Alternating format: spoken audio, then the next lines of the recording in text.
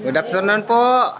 Boyfriend, girlfriend, sila po yung mag-asawa na first session pa lang.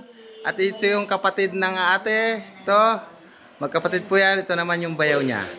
First session pa lang po, binigyan na po sila ng himala ni Papa Jesus. Gumaling na po sila. Si tatay, ito po yung pag sumusumpong daw yung kanyang paa ay gusto nang magpakamatay. Ngayon tay, gusto mo pong magpakamatay tay? Hindi na, okay na. Ayos na. Salamat po sa ating mahal na pong Jesus Nazareno at binigyan po ng kasagutan ng inyong karamdaman sakit. O, kumusta na tay? Mahal na Nazareno. Salamat din po sa inyong pagtitiwala, mga ate, kuya.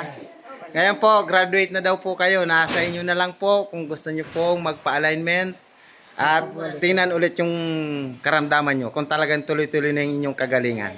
Thank you po. Maraming salamat po sa inyong tiwala sa Alipin Ama Jesus Nazareno. Ingat po kayo pag-uwi. Bye-bye po. Thank you, Lord.